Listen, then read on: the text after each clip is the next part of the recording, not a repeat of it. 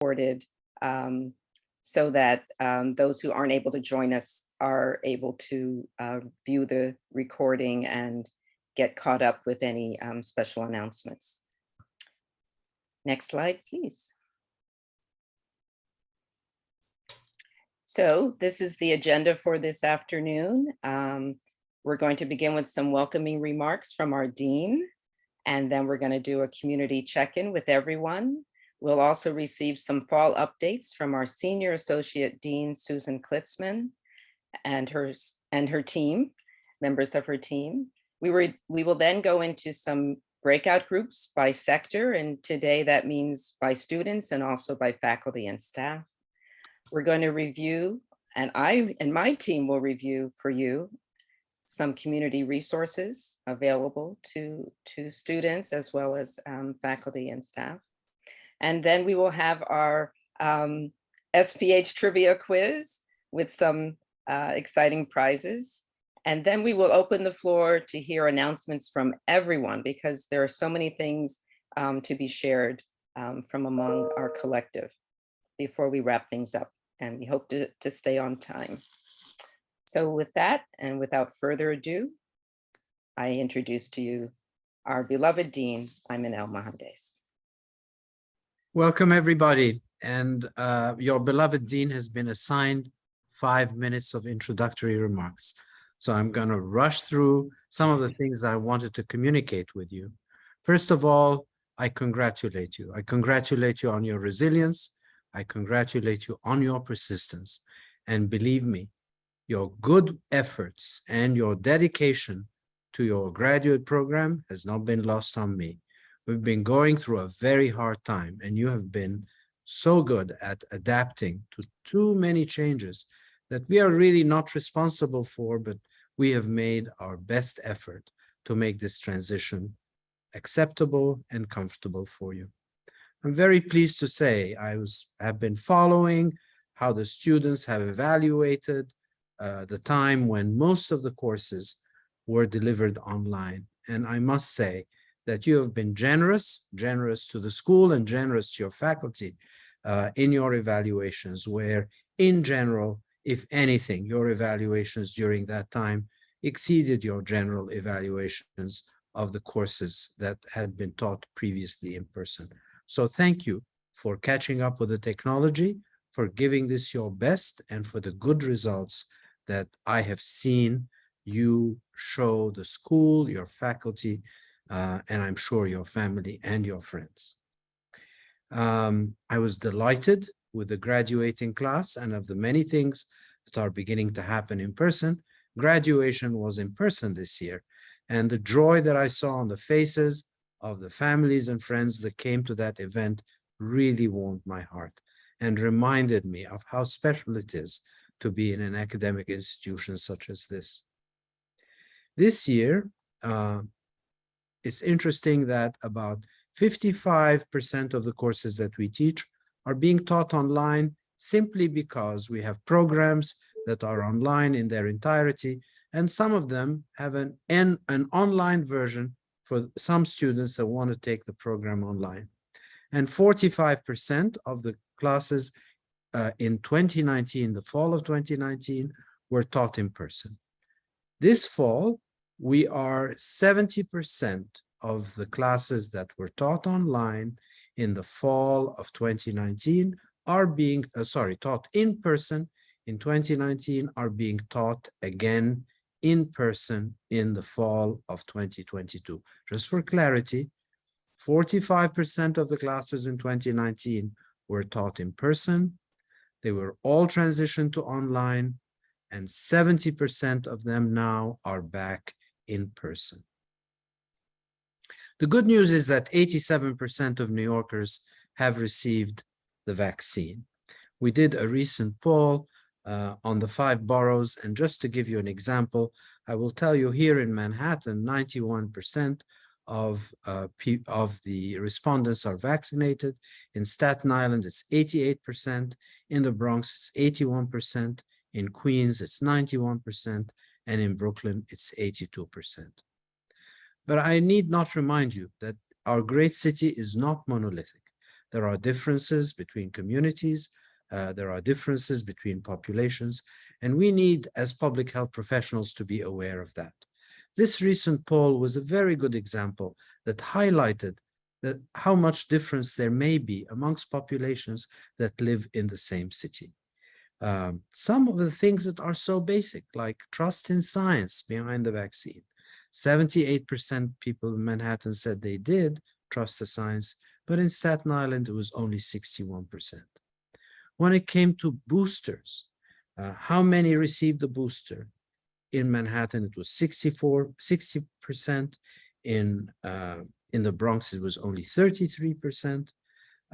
In Queens, it was 54%. And even within Manhattan, there are differences. In our beloved Harlem, the community that surrounds us, and our neighborhood, where we are proud to reside. Although in Manhattan, 60% of the population received boosters, only 46% in Manhattan had received the booster. That tells you something, my dear students. It tells you that you have your work cut out for you, that New York needs you, that the communities around you need you. But I also want to tell you that your school needs you. We have made some major changes in our governance for the School of Public Health. And many of these changes were aimed at including you in the governance of your own school. And without your participation, this cannot happen. We recognize that you have many conflicting priorities and that your life during these difficult times and challenging times may not be easy. I know that many of you hold jobs and at the same time are completing your degree. But I also want to remind you that our school cannot be the same without your participation in its governance. I have made every effort I can and was supported by the staff and by the faculty of the school that students will be represented across all our governance structures. And as such, we still need some student representatives to fill a few positions on our governance structure. In the Governance Council itself, there are no qualifications to some of these positions, except that you are a student in good academic standing, and therefore you can step up to the plate and help us run the school the way you want it to be run. The elected graduate student council representatives will nominate from amongst themselves the student representatives to serve on our assessment, budget, and curriculum committee. And as such, I'm proud to say that over time, I see more of you voicing your opinions, voicing your priorities, and I hope that we in turn will respond by living up to your expectations. I went over the 5 minutes, but I don't think that we started at 4 o'clock precisely. But I want to say that part of the joy that I have in the position that I hold is you, the students, your successes, your commitment, and the beautiful spirit with which you have approached the challenges that you have overcome inspire all of us and helps me every day overcome the challenges that I also have to meet in making the school move forward and move upwards. So thank you. Thank you for coming back this fall. We will do everything we can to make this a safe environment for you, for the faculty, and for the staff. But most of all, your personal responsibility in making sure that if you are not well or you're testing positive, that you follow the guidelines that are intended to keep you safe and keep those around you safe. My best going out to you for a very successful semester, and thank you for allowing me to give these brief introductory remarks. Back to our dear Associate Dean Lynn Roberts, who will then MC the rest of the program. Thank you so much, Dean Elman Mohandes, and we appreciate all the time you share with us. With that, we are going to do a quick community check-in with everyone. If you've been with us before, you might recall this poll.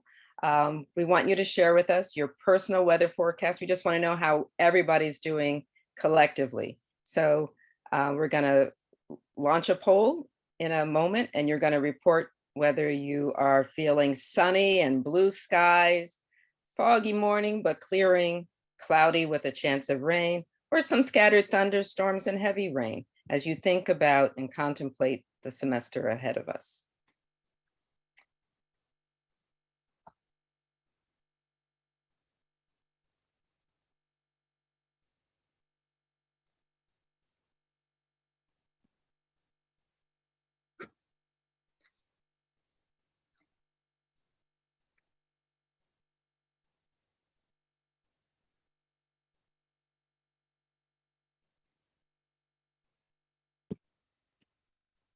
It looks like 100%. And I hope everyone was able to see the poll, Yep, 100% of, oh, we have a few more. maybe a few more.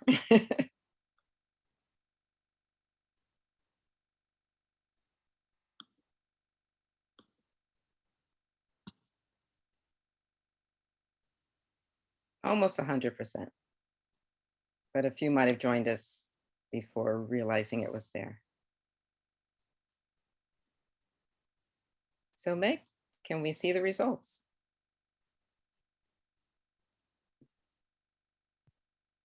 Can everyone see that? So 40% are seeing sunny and blue skies, which I think is pretty significant. And the majority had a foggy morning. Maybe that was a little rough start to the semester, but clearing, which is to be expected and good to hear. And a small percentage of 4% cloudy with a chance of rain. And we don't see any thunderstorms or heavy rain, so we're going to take that also as good word as we all embark on yet another semester. So thank you all for your participation in that quick check-in. And now we're going to move along to another way to see how we're all doing. Next slide, please.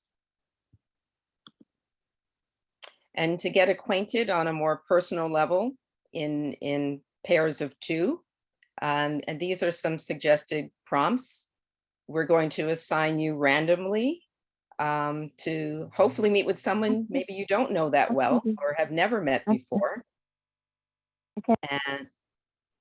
And then feel free to respond to any of these prompts in your groups, in your pairings, and we will call you back after a period of a few minutes. And I think we'll make that 3 minutes to catch up for a little lost time. 1 second. Mhm. Stop sharing for this to work. And we'll put the prompts in the chat.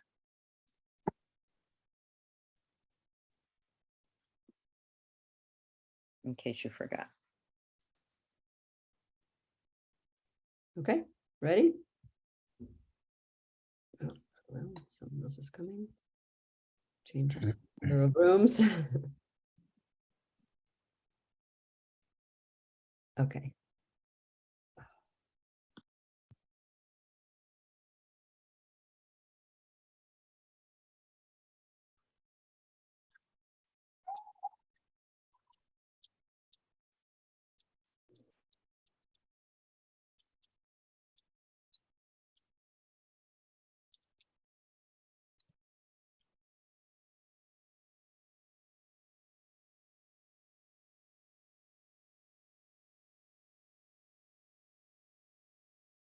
Most folks have returned or are returning. And a few new people are joining us.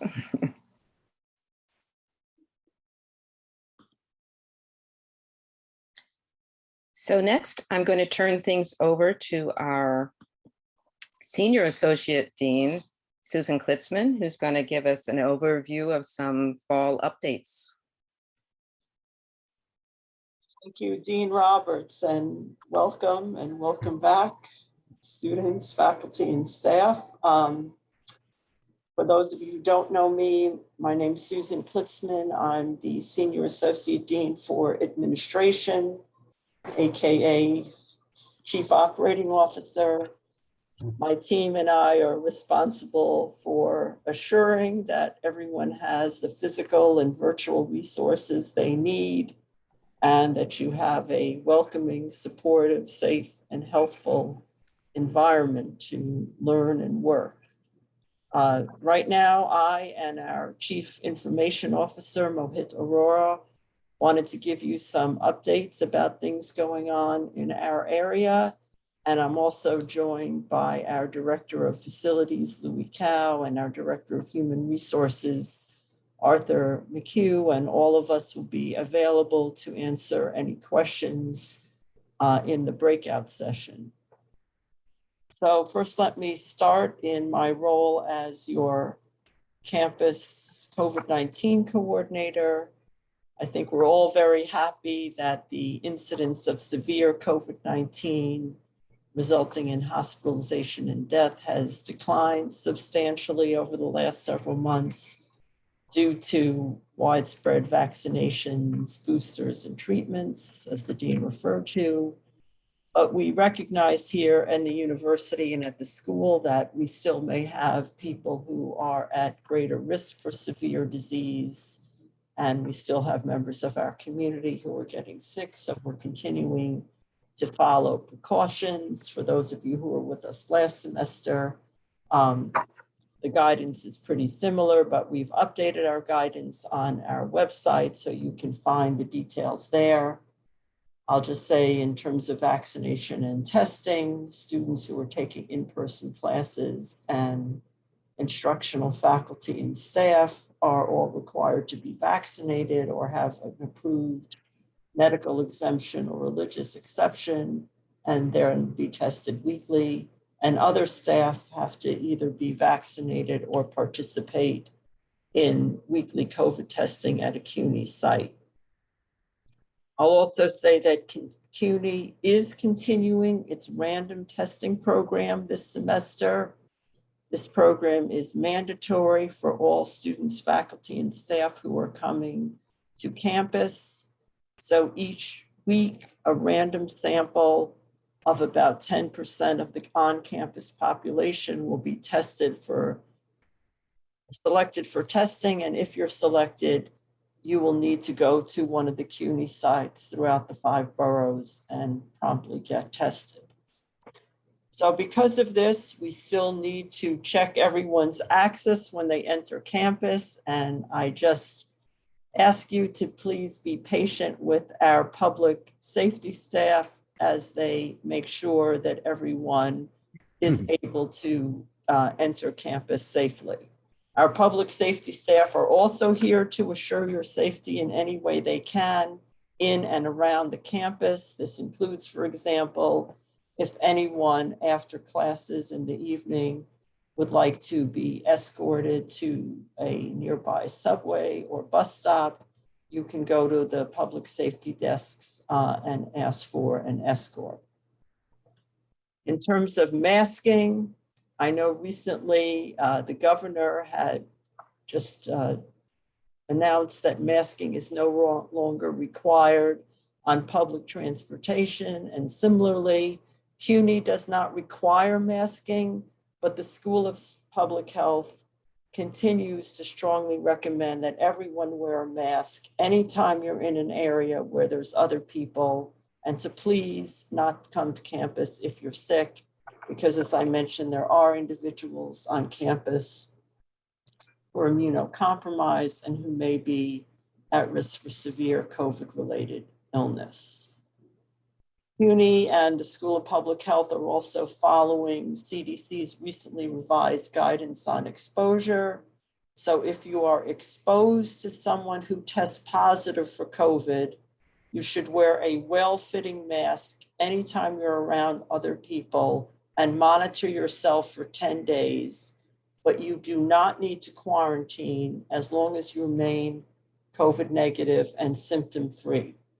The exception to this is if you are living in the same household as a person who tests positive, in which case we ask that you contact one of the school's local vaccine authorities, Robin Gertner if you're a student, and Arthur McHugh if you're a faculty or staff member, their information is on the website. If you test positive for COVID, you still must stay home and isolate for at least 5 days. And in order to return to campus, you must receive a negative COVID test from a licensed test provider. CUNY does not require physical distancing, but at SPH, we're still trying to avoid overcrowding. We've set up the classrooms with about 3 feet between chairs, and just ask that if you need a different layout in the classroom or for a meeting, please contact our facilities staff. We ask that you not take furniture from one room or move it yourself. For staff, just want to remind folks, if you haven't already completed your remote work agreement, ask that you please do so. On another topic, I'm also happy to report that we've had a very active sustainability committee comprised of students, faculty, and staff. And we are going to be implementing a source separation program. In a couple of weeks, we're installing bins in all the common areas so that you can separate paper from glass, metal, and plastic, and from trash. And now I'm going to turn it over to Mohit Arora, our Director of Technology, for several IT updates. Thank you, Susan, and hi, everyone, and welcome back to SPH. I just have a few updates to share with everyone. First of all, I want to thank everybody for their patience in dealing with our help desk team, and I know our responses have been slow over the last few months, but because we are operating at about 1/3 of our strength, we've had a few staff members who've left the team, and we're still working on backfilling those positions.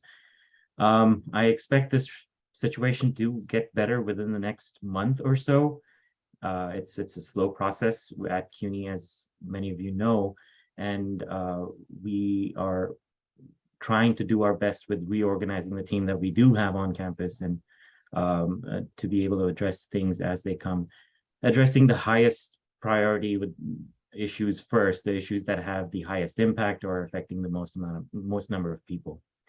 So again, I thank you for your patience. If there are any urgent issues that you simply cannot wait for the help desk to get back to you on, please email me directly, or the head of our help desk team, Michelle Finn, please email her, and we'll try to do our best to accommodate. The second thing that I wanted to talk about was our email transition project. We're, as several of you might remember, our employee email, so an email system for faculty and staff, is moving away from CIS hosted email to Microsoft hosted email. We will be on the same system that our students are currently on. So this transition is still underway. We don't have exact dates because we're trying to, again, iron out some of the issues that we have on our student side before we transition all our employees to that system as well. But one of the things that everyone needs to be very mindful of is that RF employees especially need CUNY First accounts to be able to access email once we cut over. So if you have RF employees, if you're supervising RF employees, if you are RF employees yourself, please make sure to complete the POI process with HR as soon as possible, so that we can ensure that nobody gets cut off from their email system. I will have more details on exactly when this transition will happen, what work we'll need to do to actually make sure that we can all connect to the new system, and what we'll do for backups and things to be better prepared. The good news, and I don't have too many good news items, but the ones that I do have are significant effort reducing things. So the good news in this case is that CIS has procured some tools for us to migrate all our content from the old system to the new system, meaning that we won't actually have to sit and do our own backups and copy content over. This will be taken care of for us. They have tested this and it works really well, so I'm not anticipating too many problems, but again, I will send you details shortly.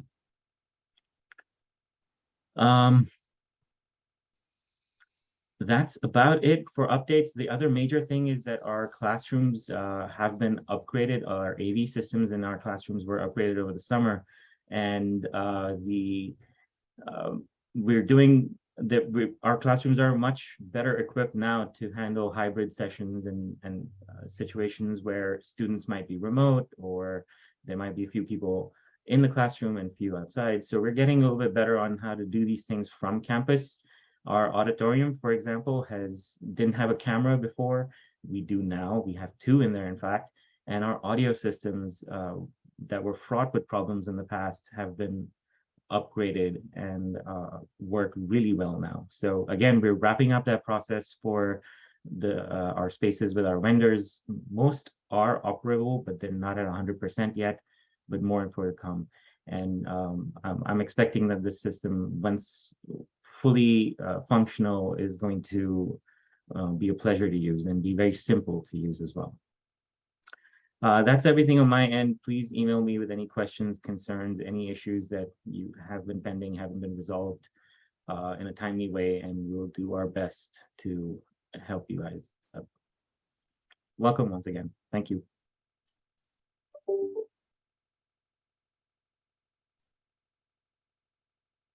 Susan, back to you.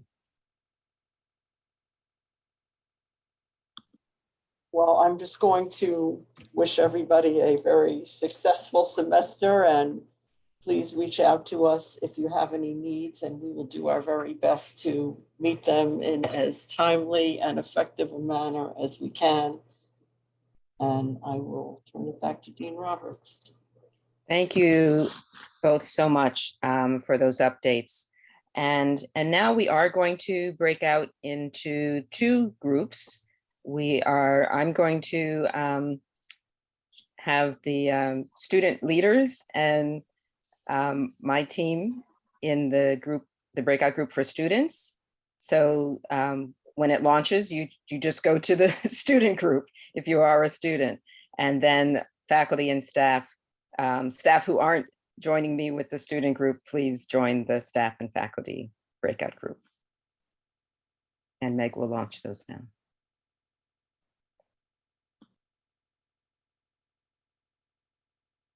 Does everyone see that? Yep.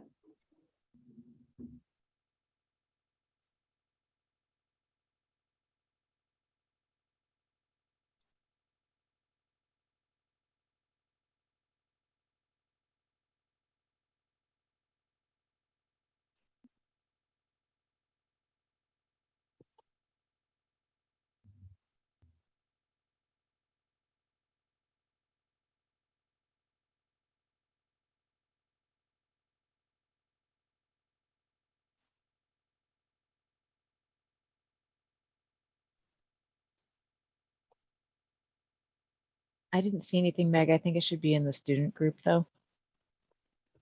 I'm not seeing anything either. On the very bottom of your Zoom screen, you will see these 4 squares that together make a square. Click on that. So you see chat, right? Do you see these 4 squares? Yeah, but there's not the go-to button that there typically is. Interesting.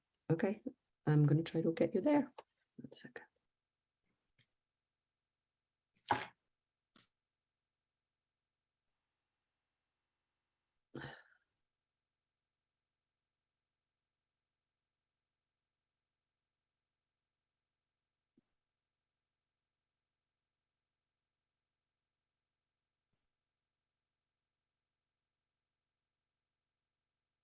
Meg, Yes. it's Marilyn. I'm on the phone. Can I do it on the phone or not? I'm going to try it. I'm going to get you there now. I'm not sure. Thank you. Did it? Okay, I have a bunch of people here. Or you guys need to go, which room are you going into? Students? Hi, yeah, I just joined, so Yeah, same. Oh, hello. Okay, you guys are students, yeah? Hi. yes. Very good. I'm Hello. see you there. Hello. Okay, thanks. Okay, here you guys go.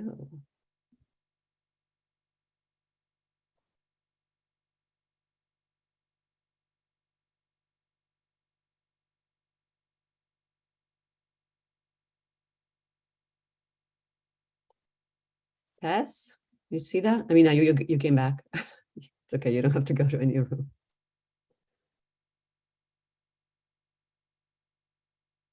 What happened?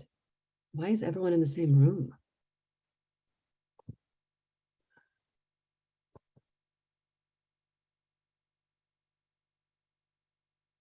Amina? Meg, I was in the students and then I got bumped over to the faculty. Some of your concerns or questions, but we knew we couldn't, entertain enough time in the short time that we have for everyone to express their concerns. What we hope we have created is an opportunity, an environment where you know that we do want to hear from you. And so with that said, I wanted to take the next moment to go over some of the resources that are available to our students, to our entire community as a whole, that you may or may not be aware of, or you may have got an email and haven't had a chance to read or digest all of the emails that you've been getting since we returned in August. So I'm going to begin and ask Meg to help by sharing screen again to go over a few things that we have coming up this semester. The first is to tell all our students to save these dates. 2 weeks from today, we are going to kick off our inaugural CUNY SPH Resource Fair Week for students. It's something that the university is doing as a whole and has asked each campus to host a resource fair week. And we've chosen the last week of September, and it will be both virtual and in person, to connect you with our student services departments that they can, share with you what's available. We will be on campus as well as in virtual spaces and sending out communications for you during that time. And more details will follow. So check your email, as we always tell you, to do so. And even staff and faculty who want to know about these services can stop by and say hello. And to give you a little tease, I'm going to have each one of, not all of our student services are quite represented in this brief presentation, but we do have some QR codes that you can scan right here from the screen. And I'm going to have each one of the staff people affiliated with these offices introduce themselves. Starting with Sarah Ingram. Thanks, Dean Roberts. Hi, everyone. Great to see you. I'm Sarah, the Student Disabilities Coordinator with the Office of Accessibility Services.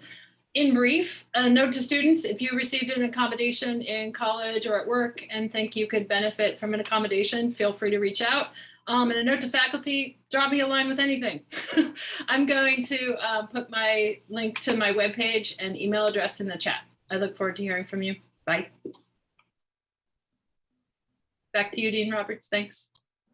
And next, we're going to hear from Hannah Lathan. Good in afternoon. Career Services. Thank you, Lynn. My name is Hannah Stewart Lathan. I'm our Director of Experiential Learning and Career Services at the school. For those of you who are closer to 18, having accrued 18 credits, you'll be meeting with my team and me on the fieldwork. And so I want to plug that, even though this flyer emphasizes career services, mostly that we are the same team to support you through that journey as well. On the career services side, we provide support to students as well as alumni, especially alumni within 1 year of their receiving their degree, through one-on-one advising appointments. And we are available to meet with you either through those one-on-one advising appointments or by email or phone call for any services related to your job search and journey, interviewing skills, salary negotiation, job search strategies, or resume and cover letter review, to name a few that are common. The QR codes that are on this flyer are a link on the left side to the Office of Career Services site, and I'll put that in the chat as well. And then on the right, you have a link to meet with our career coach, Tina Lynn, who could not be with us today, but who is fantastic and looks forward to meeting with you. So I'll add those to the chat, as well as the fieldwork link. And I look forward to meeting those of you I haven't so far. Thank you, Lynn. Thank you. And next we will hear from Sherry Adams. I think Sherry's here. I'm here. I'm Oh, sorry. okay. Dean Roberts, I was just muted. I had to unmute myself. Good evening, everyone. Congratulations and a warm welcome or welcome back to CUNY SPH. I am the student wellness counselor, Sherry Adams, and counseling and wellness services are free and confidential. They're short-term, and they're for students residing in New York or New Jersey. And for students who live outside of those states, I offer consultation and referrals. The reason why it's limited to those states is because those are the states that I'm licensed in. And additionally, we offer support groups and webinars to all, and there are some other CUNY-based services that are offered to all. Our programming is driven by students' interests and needs. To give you an idea of a few of the offerings from the past, we did a Students for Racial Justice support group and a webinar entitled Combating Imposter Syndrome. For faculty and staff, I'm here to support you in supporting students, so please don't hesitate to reach out and chat or touch base about some things that perhaps you need a little guidance on. If you'd like to learn more, I'm going to drop the link to our webpage and also my email in the chat, and I look forward to meeting some of you in person or virtually. Take care. And last but certainly not least, we're going to hear from Leah Diaz. Hi, everybody. Welcome back. Good to see you all. I'm here to give advice and support to our international students, specifically those in F1 status. If you have any question about enrollment, employment, or anything related to your stay here in the United States and your academic career, please send me an email. It's always the easiest and best way to reach out. Send us an email to the ISO email account, and we are going to get back to you as soon as possible. But even if you are not an international student in F1 status, but you were thinking about switching status, or if you were in F1 considering to switch to another one, also reach out to us, and we are going to do our best to advise you in this transition. And yes, again, email is the best way to reach us. Thank you, and I hope to hear from you soon.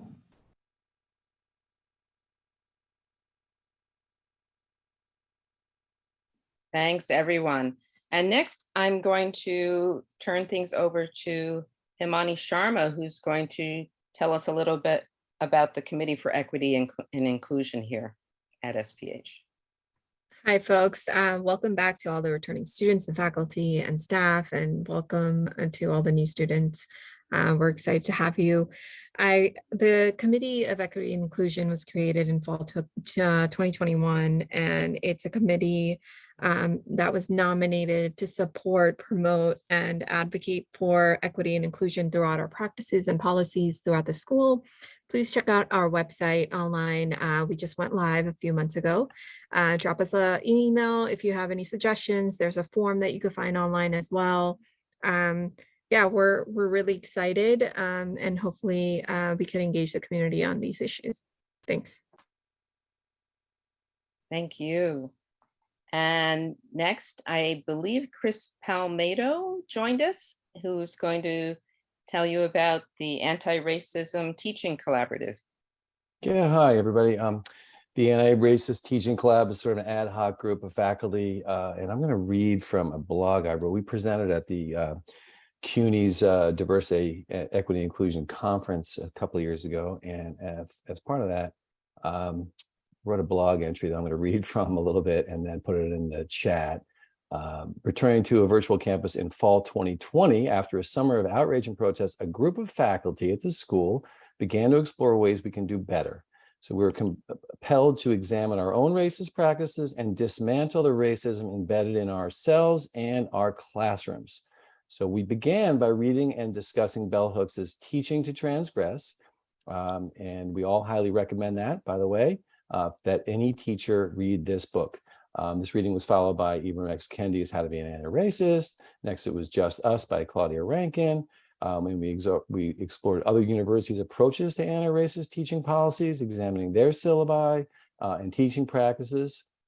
And so that we meet we have been meeting bi-weekly on Friday afternoons, and I'm going to put the blog entry I wrote, give you more information in the chat, and I'll also put Spring Cooper's email in the chat. Spring Cooper is the coordinator of our agendas, and we're still working on what we will be doing programmatically, but we've had all kinds of everything from very formal programs to more loose conversations, and anybody who is interested in improving your pedagogy, improving the anti-racism component of your pedagogy. If you have things to share and you're knowledgeable about anti-racism and anti-racism teaching, please come so we can learn. And also, if you are completely ignorant of the subject and want to learn, you are as welcome as anybody. So that's what this is all about, is sharing and learning, and it's a really great community. And happy to answer any questions. Otherwise, feel free to email Spring and take a look at the link. Thanks, Chris. Really appreciate that. And I think we have come to the point now where we are going to have our trivia quiz. I just want to also let you know that after this, we are going to hear from all of you with your announcements, because we couldn't squeeze into the short time we just went over all of the resources available to our community. And so I hope that folks will hang on to be able to share the exciting things that you have coming up this semester. But before that, it's time for trivia. That's right. It is trivia time. Everyone get ready. Get your fingers ready, because you will be writing your answers on your keyboard or your thumbs if you are on your phone. So there will be 5 questions.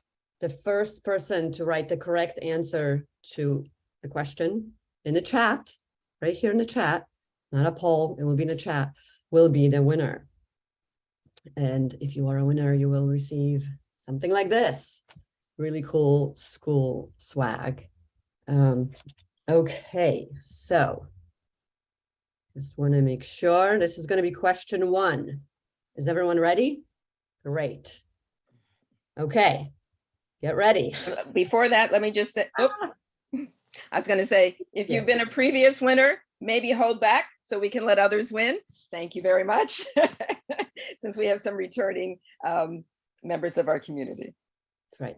Okay, hopefully you didn't see that question. Get ready. Question 1. What is the full name of CUNY SPH? Okay, Sabah. Oh, CUNY Graduate School of Public Health and Health Policy. Great. Sabah, you are the winner. All right. Abina and Akila, can you please write down her name? Yes, sorry. And we will be getting in touch with you via your SPH email account. Okay, 1 second. Question 2 is coming up in 1 second.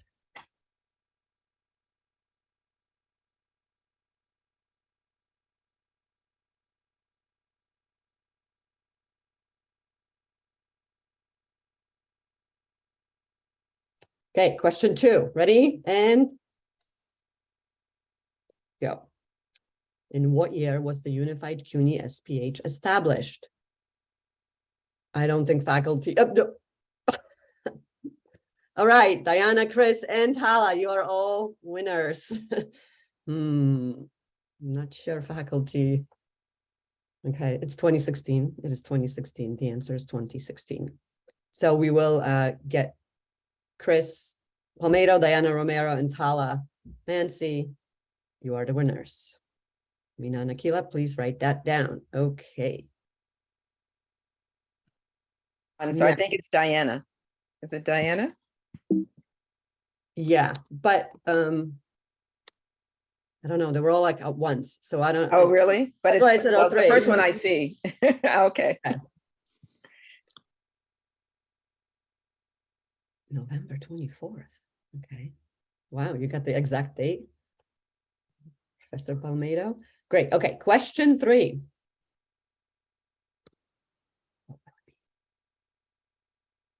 What are CUNY SPH's colors? Not blue. No, not blue. Not blue and light blue. Teal. Close, but not yet. Keep going. Oh, salmon is good for the for graduation, but not our colors. These guesses are good. Keep on guessing. Officially, it is not blue and it is not teal officially. White and blue. Okay. Okay. Close. Yes. Imani. Colors. So it's plural. That means two. There are two colors.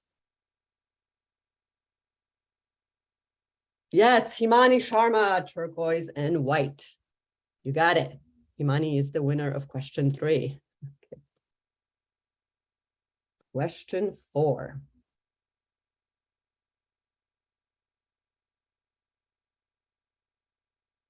What does GSGA stand for? GSGA. No one?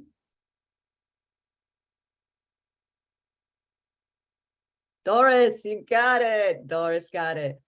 Doris is the winner. No, it's actually Marcus. Marcus, Graduate Student Government Association. Yes. Oh, not governance. Sorry, I didn't read it correctly. Marcus, you are the winner. Sorry. Graduate Student Government Association. Thanks, Doris. That was a mix of GC and GSGA, so it's understood, Doris. That's right. Great. Okay, last question. Question 5. Okay. Name one student club at CUNY SPH.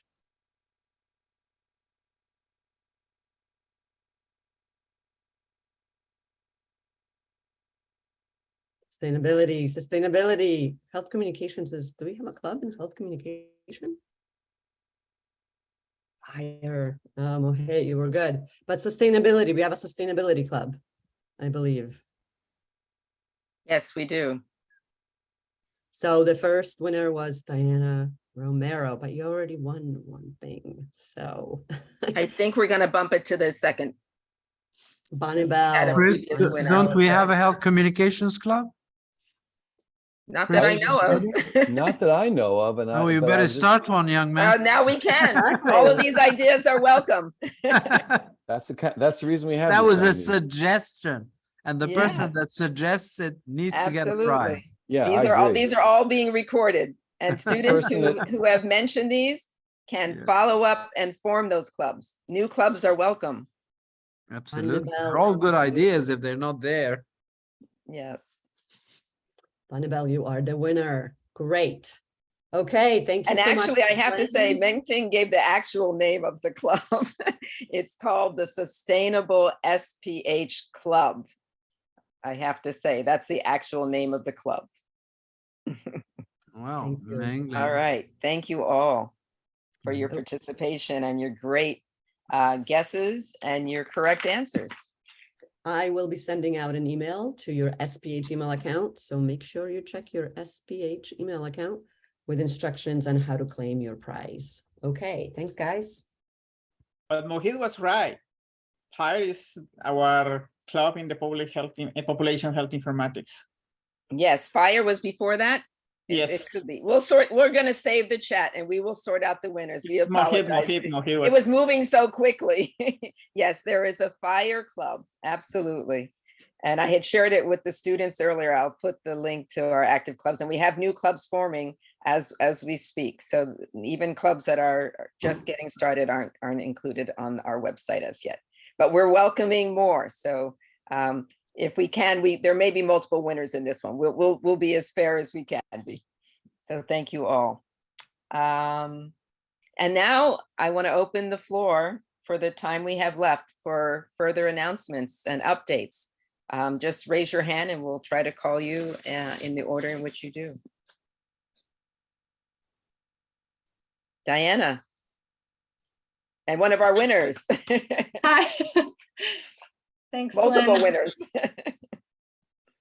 Yeah, and hi, everybody. I thought I would just remind folks that with regard to the specialization that we have in maternal child reproductive and sexual health, that there's a 3-credit elective requirement, and there's a lot more flexibility with that than I think maybe faculty are aware of, and that's really on me to do a better job this semester of with info sessions and communicating some of the elements of that specialization. But the bottom line is that so long as a student can connect with a faculty member on an elective that permits them the ability to focus a substantial portion, i.e., maybe more than 50% of their assignments on some topic related to maternal child reproductive and or sexual health,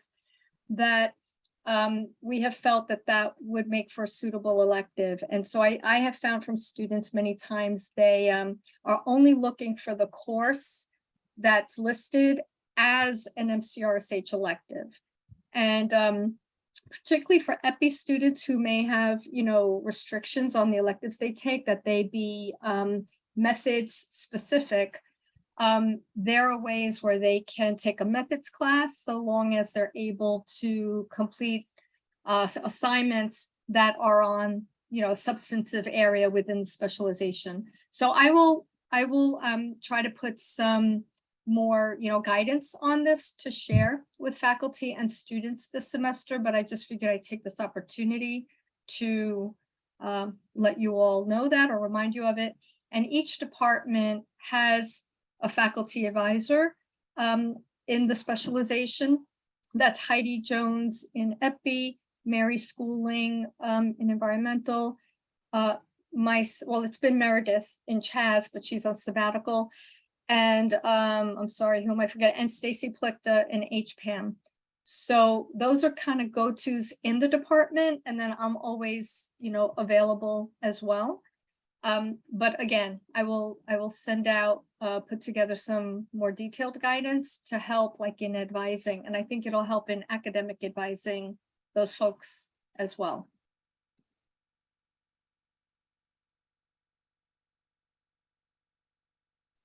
And I'm going to just squeeze in here. I don't see another hand immediately, but I want you to know that we're also looking for 2 student representatives to serve on the CUNY-wide sexual misconduct panel to hear cases of sexual misconduct.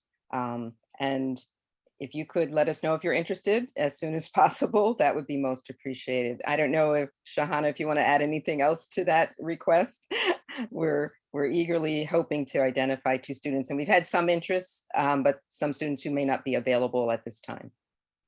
I think it is a little urgent because there is training coming up, which is provided by the central office, the University Office of Title IX. And so we are hoping that we can have our full team attend all the trainings together.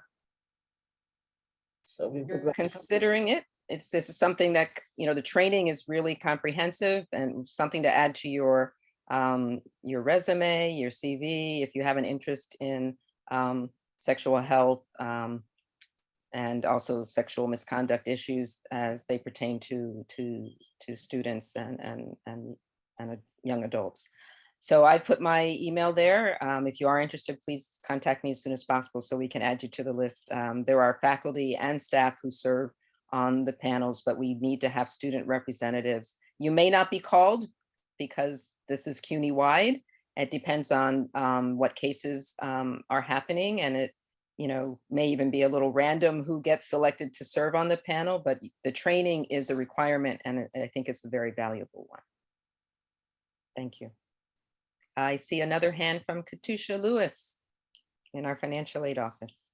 Hi, everyone. My name is Katusha Lewis, and I'm the Director of Financial Aid. I just wanted to make some announcement of different things that we have planned for the Financial Aid Office for our student. First, as you know, there's a lot of things going on with the Biden administration when it comes to student loans. We are planning on having a webinar to discuss those initiatives with our students. At the end of this month, please look out for the email from the communication team that will be sending out with the information on the webinar. We'll be discussing, the initiatives, but we'll also be discussing anything that you feel is important to you, any questions that you may have with financial aid. Also, just wanted to let you know that we do have a walk-in Zoom, you may say. We will post the link to our website this week, at the end of this week, where with the hours where you could just walk in and ask any questions or any concerns that you may have. And Zoom also, our office is open 4 days a week now. If you do want to come in, I know some students want to drop off paperwork they have that they want to give to us, or anything that we need to complete for you when it comes to tuition reimbursement or anything that has to do with your job. We are currently on campus 4 days a week, and you could email us if you want to come in. And also please follow the guideline for the school that has to do with COVID. So those are the 3 things that we currently have for our financial aid office. So if you have any questions, please email us at financialaid@sph.cuny.edu, and welcome everyone.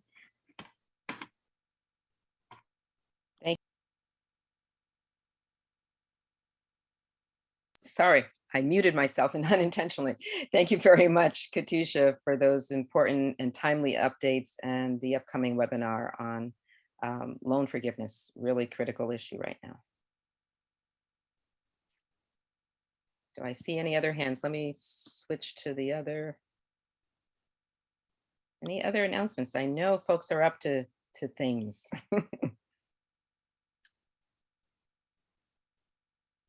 And if not announcements, any remaining questions, concerns, things we didn't get to?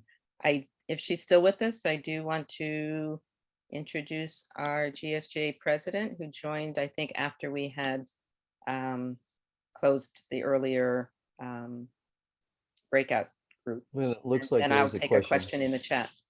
Yeah, there's a question in the chat now. Doris, Hi. are you there? Are you? Hi, I'm the person in the chat.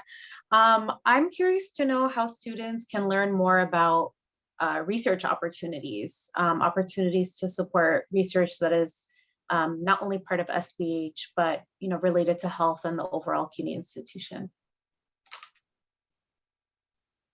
And I think anyone can answer that who's here with us. Anyone in particular among our faculty or any of our research center directors? Well, I can answer the question. From time to time, as new grants are available, the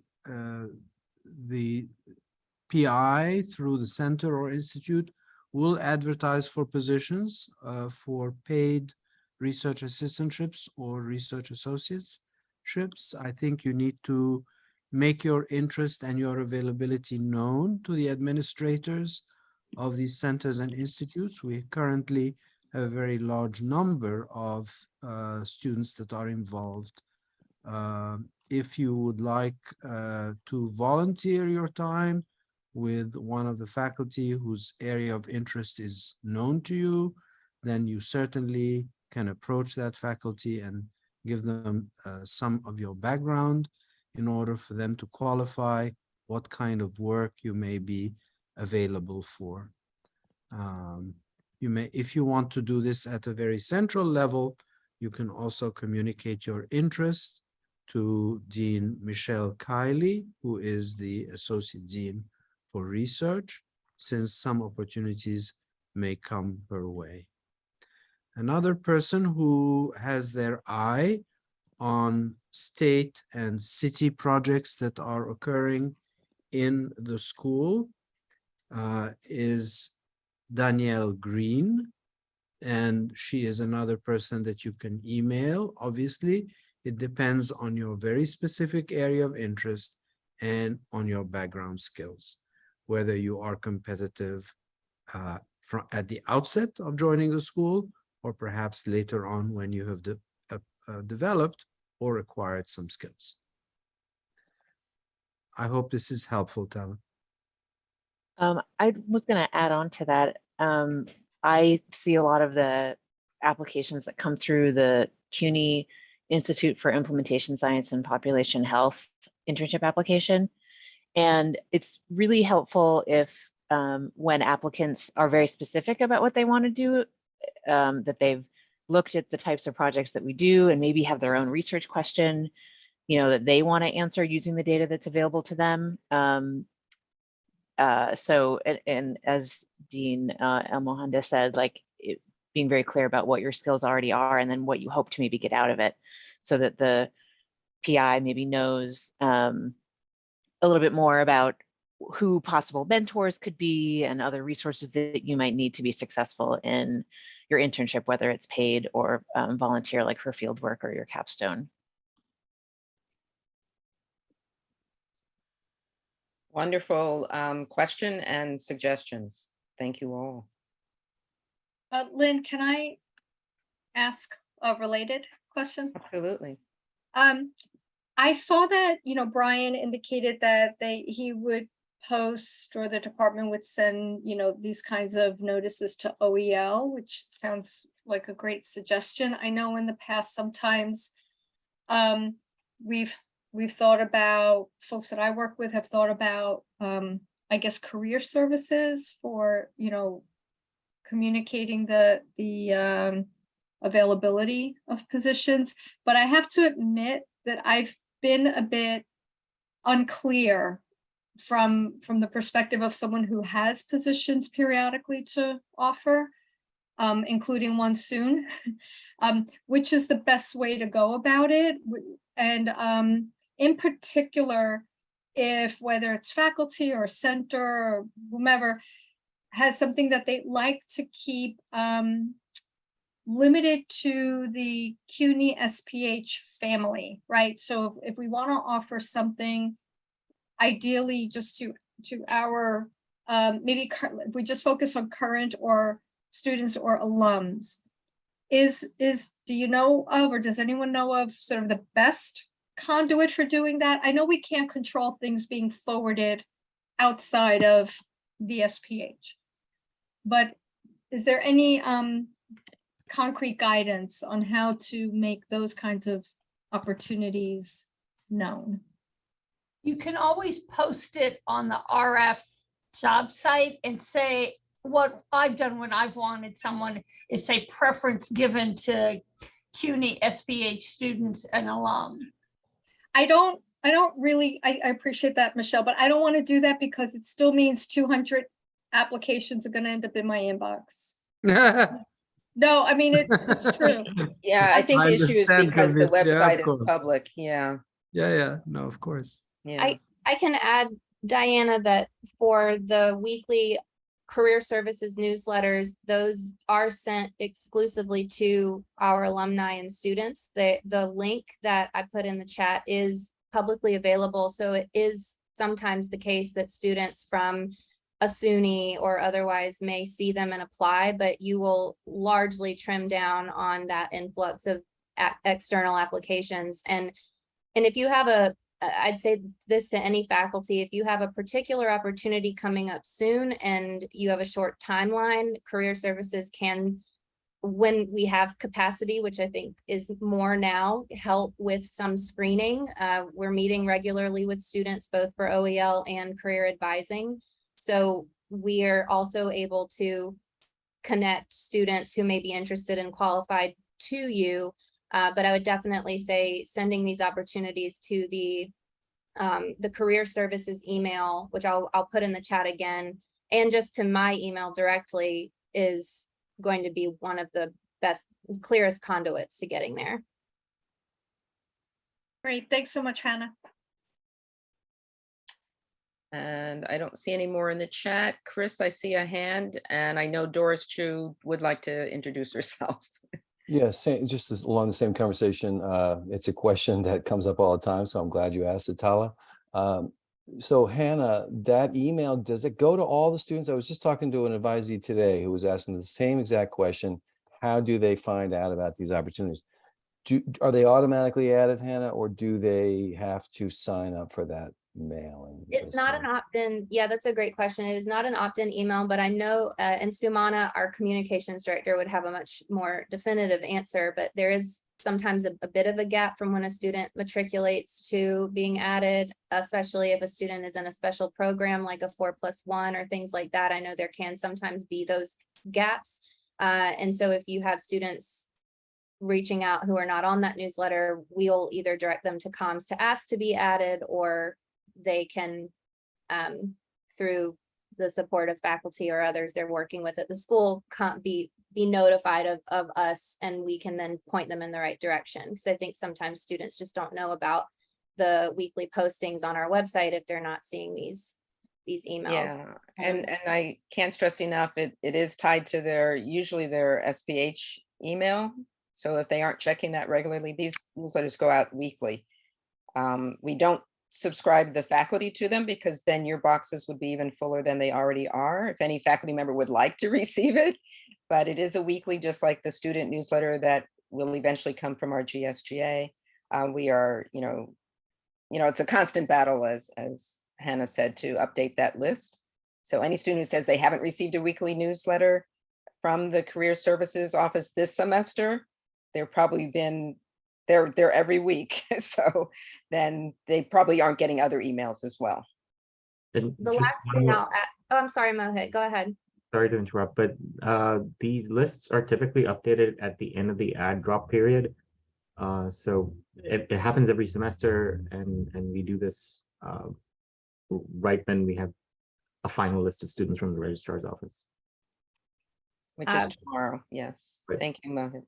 Just one last thing to add is that we did, for the first time this spring semester, I'm sorry, no, in the spring, I guess, toward the end of the spring and in the summer, we began a weekly newsletter that now goes to all students called Field Notes, which mirrors the Career Services newsletter, but it used to be exclusive only to students who had completed our pre-registration form, but that was a bit too many steps. So now any student, regardless of if they need field work or have taken it, will receive this, which I think maintains that any student looking for an opportunity or needing to know about those announcements, and like Brian said, a lot of faculty will post there, will now get them. So please look out for the newsletter called Field Notes.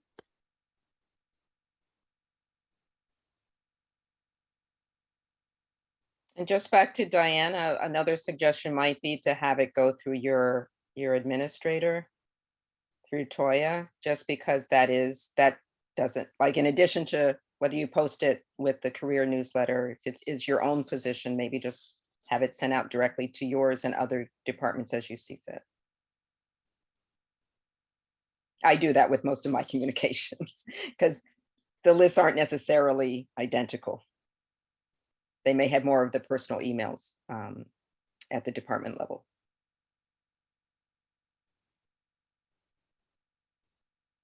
Any other questions, comments, announcements from anyone? Doris Chu, please introduce yourself.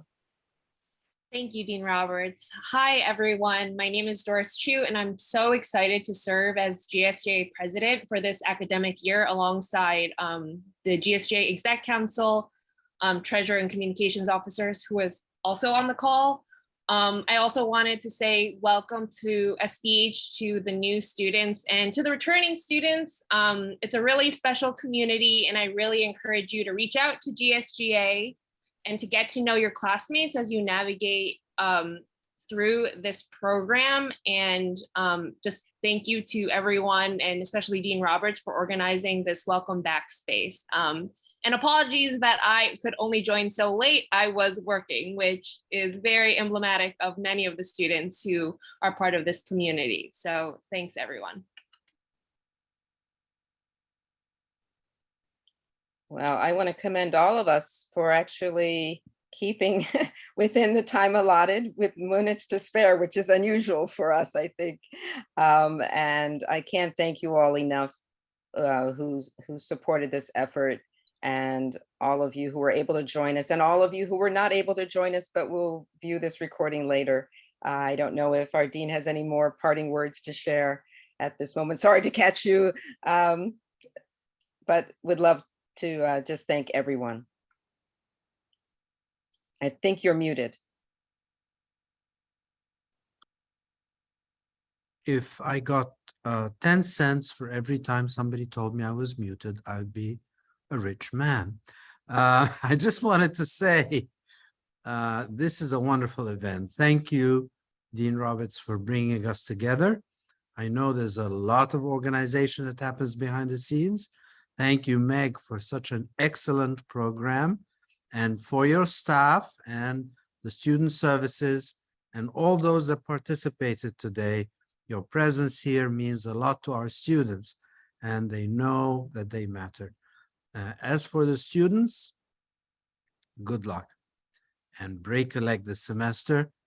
Get wonderful grades, and we are open to support you as you see in every way we can. So turn to us for advice, turn to us for support, and turn to us for questions. We do our level best to be available to you, and we are there for you. Good luck and congratulations. Be well, everyone. Thanks, everyone, for coming.